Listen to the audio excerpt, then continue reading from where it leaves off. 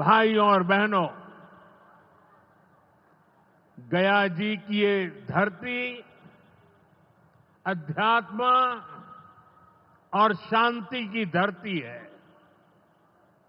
ये भगवान बुद्ध को बोध कराने वाली पावन भूमि है। गया जी की आध्यात्मिक और सांस्कृतिक विरासत बहुत प्राचीन है, बहुत समृद्ध है। यहां के लोगों की इच्छा थी कि इस नगरी को गया नहीं, गया जी कहा जाए।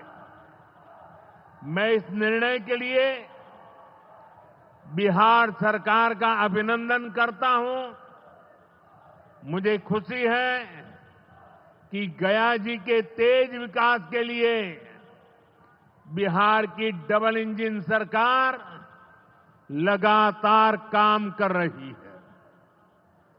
भाइयों बहनों, आज भी गया जी की पावन भूमि से एक ही दिन में 12,000 करोड़ रुपए की परियोजनाओं का लोकार्पण या शिलान्यास हुआ है। इनमें ऊर्जा, स्वास्थ्य और शहरी विकास के जुड़े कई बड़े प्रोजेक्ट्स हैं। इनसे बिहार के उद्योगों को ताकत मिलेगी और युवाओं के लिए रोजगार के नए अवसर भी बनेंगे। मैं इन परियोजनाओं के लिए बिहार के लोगों को बधाई देता हूं। बिहार में बेहतर स्वास्थ्य सुविधाओं के लिए आज यहां हॉस्पिटल और रिसर्च सेंटर का उद्घाटन भी हुआ है। अब बिहार के लोगों को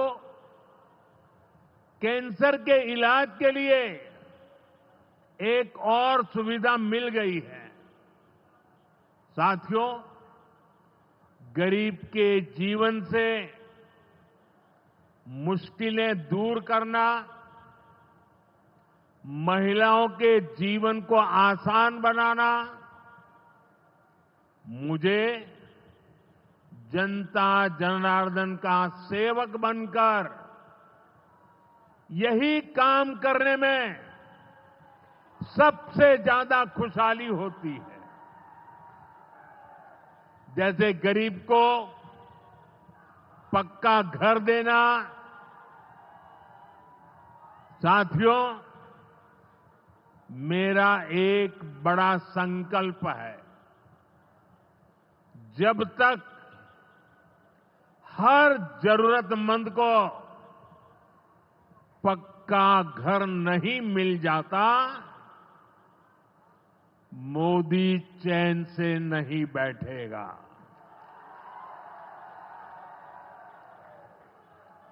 इसी सोच के साथ पिछले 11 साल में 4 करोड़ से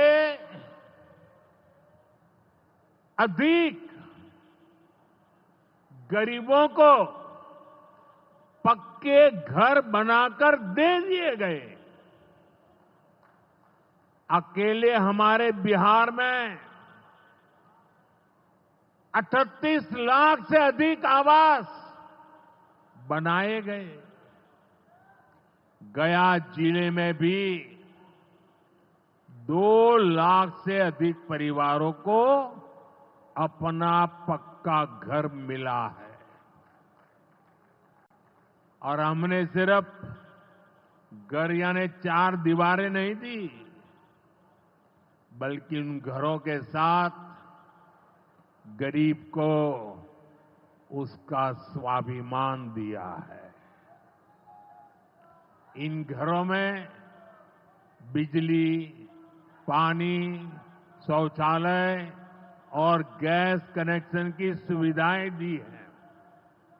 यानी गरीब परिवारों की भी सुविधा, सुरक्षा और सम्मान से जीने की गारंटी मिली है। साथियों, आज इसी सिलसिले को आगे बढ़ाते हुए बिहार के मगध क्षेत्र के 16,000 से ज्यादा परिवारों को अपना पक्का घर दिया है। यानी इस बार इन परिवारों में दिवाली और छठ पूजा की रौनक और ज्यादा होगी। मैं अपना घर पाने वाले सभी लाभार्थी परिवारों को बहुत बहुत बधाई देता हूं।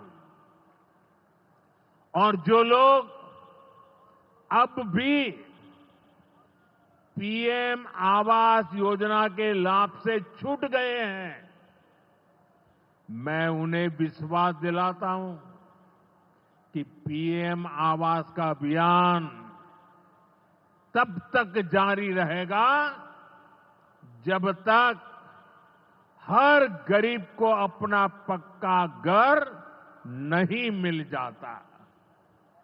साथियों, बिहार चंद्रगुप्त मौर्य और चाणक्य की धरती है।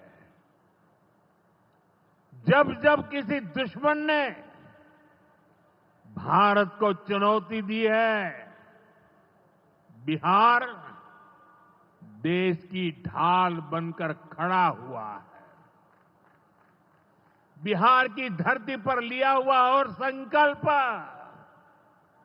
ये धरती की ताकत है। इस धरती पर लिया गया हर संकल्प कभी खाली नहीं जाता। और इसलिए तो भाइयों बहनों, जब कश्मीर के पहलगाम में आतंकी हमला हुआ था, हमारे निर्दोष नागरिकों को उनका धर्म पूछ करके मारा गया, मैंने बिहार की इसी धरती से आतंकवादियों को मिट्टी में मिलाने की बात कही थी। आज दुनिया देख रही है, बिहार की धरती से लिया गया वो संकल्प पूरा हो चुका है। आपको याद होगा, उधर से पाकिस्तान हम पर ड्रोन हमले कर रहा था, मिसाइलें दाग रहा था, और इधर भारत पाकिस्तान की मिसाइलों को हवा में तिनके की तरह बिखेर रहा था। पाकिस्तान की एक भी मिसाइल हमें नुकसान नहीं पहुंचा पाई। साथियों, ऑपरेशन सिंदूर ने भारत की रक्षा नीति की नई लकीर खींच दी है। अब भारत में आतंकवादी भेजकर हमले करा के कोई बच नहीं सकेगा। आतंकवादी चाहे पाताल में क्यों न छिप जाए, भारत की मिसाइलें उन्हें दफन करके रहेगी। साथियों, बिहार का तेज विकास केंद्र की एनडीए सरकार की बहुत बड़ी प्राथमिकता है। इसलिए आज बिहार चौतरफा विकास के रास्ते पर आगे बढ़ रहा है। बीते वर्षों में पुरानी समस्याओं के समाधान तलाशे गए हैं और नई प्रगति के रास्ते भी बनाए गए हैं। आप याद करिए, लालटेन राज में यहां कैसी दुर्दशा थी। लालटेन राज में एक क्षेत्र लाल आतंक से जकड़ा हुआ था। माओवादियों की वजह से शाम के बाद कहीं आना जाना मुश्किल था। गया जी जैसे शहर लालटेन राज में अंधेरे में डूबे रहते थे। हजारों गांव ऐसे थे जहां बिजली के खंभे तक नहीं पहुंचे थे। लालटेन वालों ने पूरे बिहार के भविष्य को अंधेरे में धकेल दिया था। न शिक्षा थी, न रोजगार था। बिहार की कितनी पीढ़ियों को इन लोगों ने बिहार से पलायन के लिए मजबूर कर दिया था। साथियों, बिहार के लोगों को आरजेडी और उनके साथी सिर्फ अपना वोट बैंक मानते हैं। उन्हें गरीब के सुख दुख, गरीब के मान सम्मान से कोई मतलब नहीं है। आपको याद होगा, कांग्रेस के एक मुख्यमंत्री ने मंच से कह दिया था कि अपने राज्य में बिहार के लोगों को घुसने नहीं देंगे। बिहार के लोगों से कांग्रेस की इतनी नफरत, बिहार के लोगों के प्रति इतनी घृणा, और कोई भूल नहीं सकता। कांग्रेस का बिहार के लोगों के प्रति त्याग, जो दुर्व्यवहार देखने के बाद भी यहां आरजेडी वाले गहरी नींद में सोए पड़े थे। भाइयों बहनों, बिहार की एनडीए सरकार कांग्रेस और इंडी गठबंधन वालों के इस नफरती अभियान का जवाब दे रही है। बिहार के बेटे बेटी को यहीं पर रोजगार मिले, सम्मान की जिंदगी मिले, मां बाप की वो देखभाल कर सके, इसी सोच के साथ हम काम कर रहे हैं। अब बिहार में बड़े बड़े प्रोजेक्ट बन रहे हैं। गया जी जिले के डोभी में बिहार का सबसे बड़ा इंडस्ट्रियल एरिया तैयार हो रहा है। गया जी में एक टेक्नोलॉजी सेंटर की स्थापना भी की जा रही है। आज ही यहां बक्सर थर्मल प्लांट का, पावर प्लांट का शुभारंभ भी हुआ है। कुछ ही महीने पहले मैंने औरंगाबाद में भी Nabinagar super thermal power project की आधारशिला रखी थी। भागलपुर के पीरपैंती में भी नया थर्मल पावर प्लांट बनेगा। इस पावर प्लांट से बिहार में बिजली की आपूर्ति बढ़ेगी। और आप सब जानते हैं, जब बिजली उत्पादन बढ़ता है तो क्या होता है? घरों में बिजली की सप्लाई बढ़ती है और उद्योगों को भी ज्यादा से ज्यादा बिजली मिलती है और इससे भी रोजगार के नए मौके बनते हैं। साथियों, बिहार के युवाओं को पक्की सरकारी नौकरी देने के लिए नीतीश जी ने बड़ा अभियान चलाया हुआ है। ये नीतीश जी हैं, तभी यहां शिक्षकों की भर्ती भी पूरी पारदर्शिता से हुई। साथियों, यहां के नौजवानों को ज्यादा से ज्यादा संख्या में बिहार में ही रोजगार मिले, उन्हें नौकरी के लिए पलायन न करना पड़े, इसमें केंद्र सरकार की एक नई योजना से भी बहुत बड़ी मदद मिलने वाली है। अभी पिछले सप्ताह इस 15 अगस्त से ही देश भर में प्रधानमंत्री विकसित भारत रोजगार योजना लागू हुई है।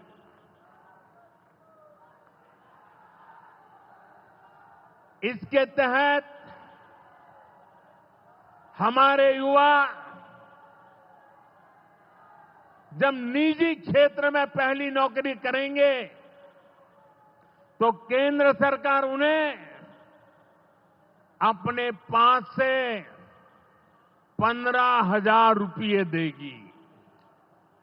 जो प्राइवेट कंपनियां युवाओं को रोजगार देगी, उन्हें भी अलग से पैसे सरकार देगी। इस योजना का बहुत बड़ा लाभ बिहार के मेरे युवाओं को भी होगा।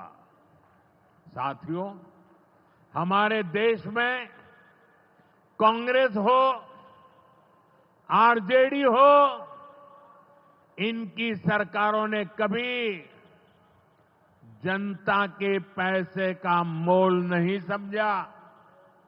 इनके लिए जनता के पैसे का मतलब रहा है खुद की तिजोरी भरना।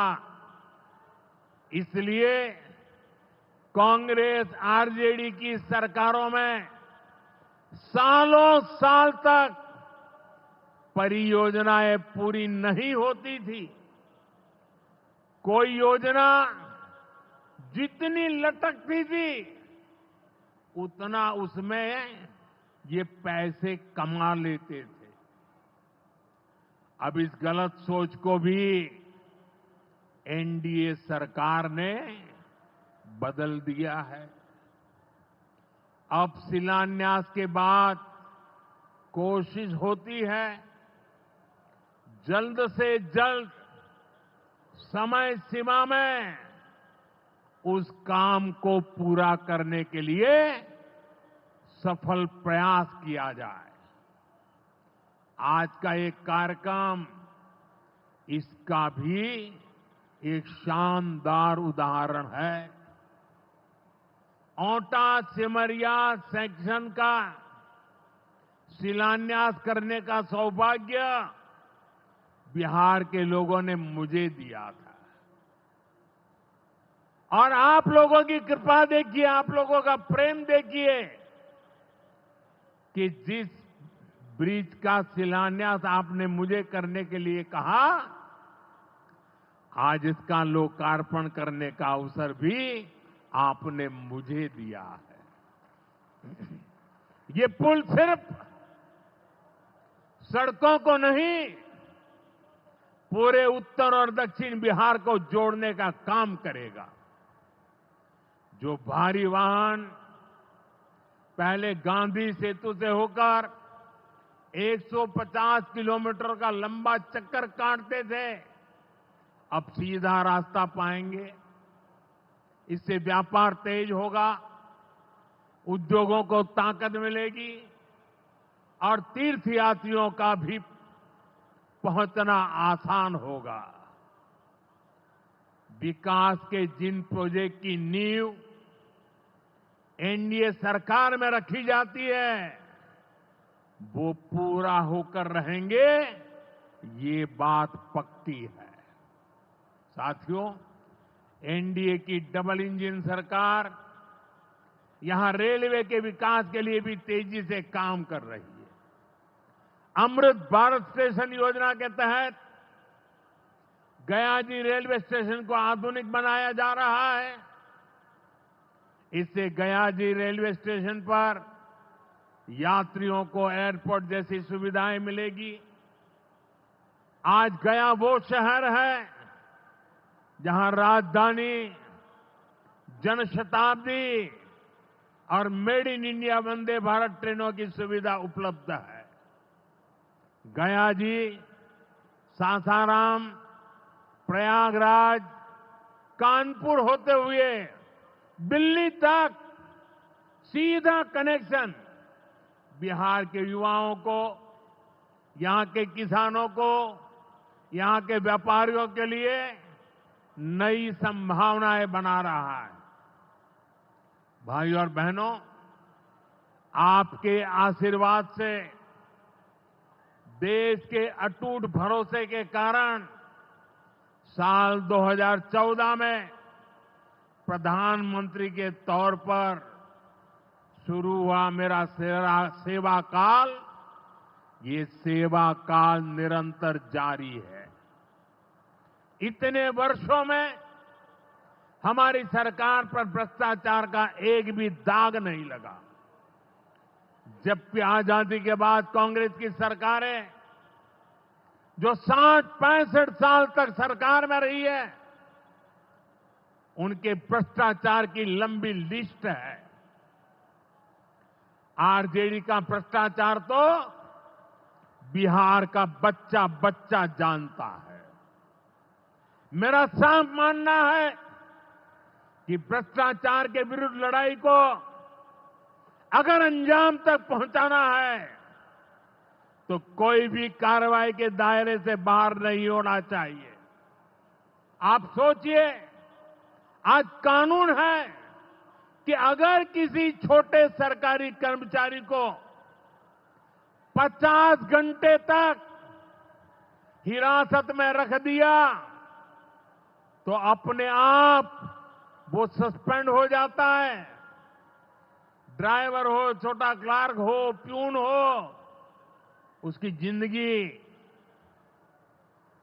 हमेशा हमेशा के लिए तबाह हो जाती है। लेकिन अगर कोई मुख्यमंत्री है, कोई मंत्री है, कोई प्रधानमंत्री है, तो वो जेल में रह करके भी सत्ता का सुख पा सकता है। ये कैसे हो सकता है? हमने कुछ समय पहले ही देखा है कि कैसे जेल से ही फाइलों पर साइन किए जा रहे थे, जेल से ही सरकारी आदेश निकाले जा रहे थे। नेताओं का अगर यही रवैया रहेगा तो ऐसे भ्रष्टाचार के विरुद्ध लड़ाई कैसे लड़ी जा सकती है? साथियों, संविधान हर जनप्रतिनिधि से ईमानदारी और पारदर्शिता की उम्मीद करता है। हम संविधान की मर्यादा को तार तार होते नहीं देख सकते। इसलिए एनडीए सरकार भ्रष्टाचार के खिलाफ एक ऐसा कानून लाई है जिसके दायरे में देश का प्रधानमंत्री भी है। इस कानून में मुख्यमंत्री और मंत्रियों को भी शामिल किया गया है। जब ये कानून बन जाएगा तो प्रधानमंत्री हो या मुख्यमंत्री या फिर कोई भी मंत्री, उसे गिरफ्तारी के 30 दिन के अंदर जमानत लेनी होगी और अगर जमानत नहीं मिली तो 31वें दिन उसे कुर्सी छोड़नी पड़ेगी।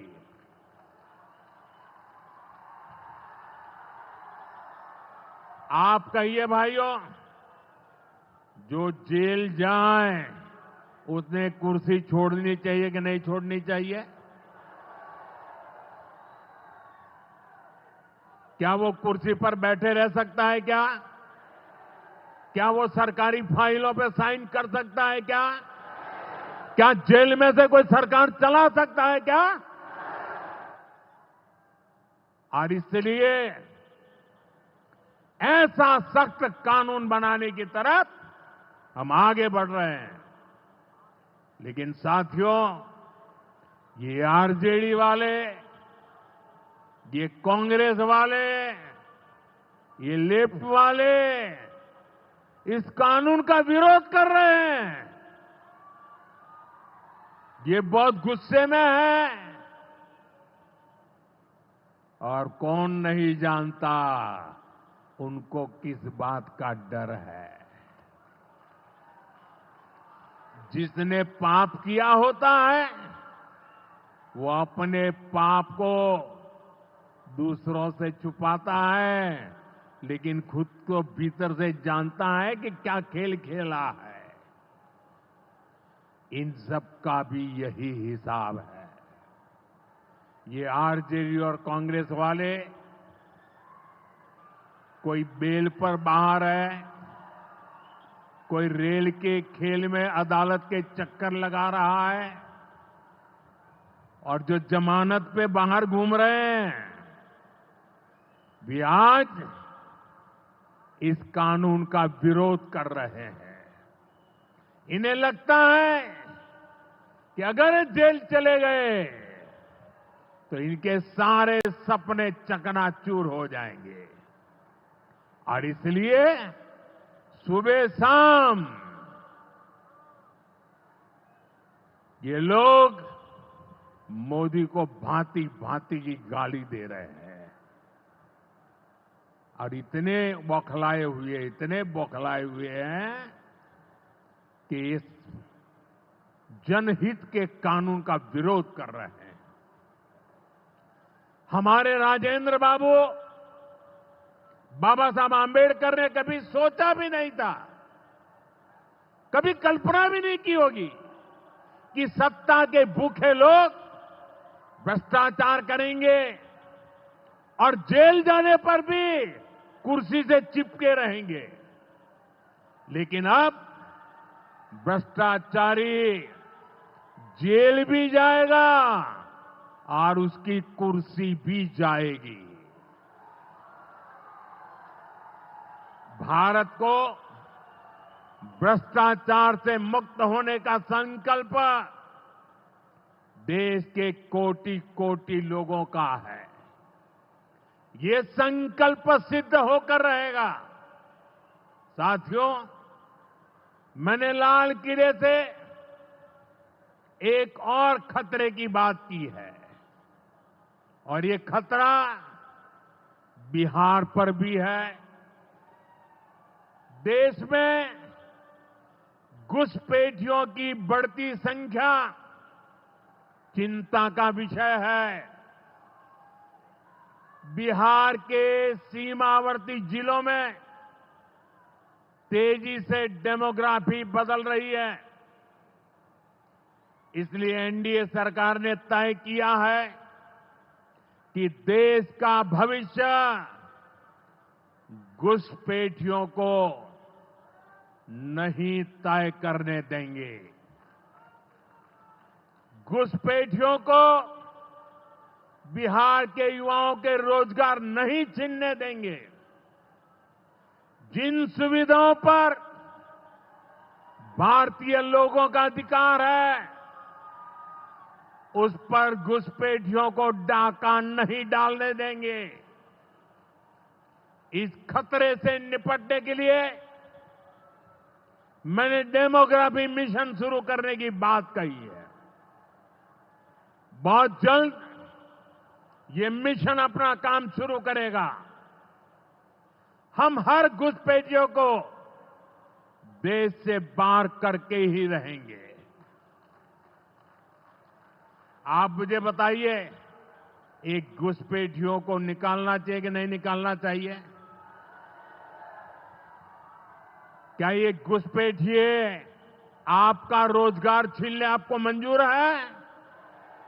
एक घुसपैठिए आपकी जमीन पे कब्जा कर ले आपको मंजूर है? ये घुसपैठिया आपका हक छीन ले, आपको मंजूर है?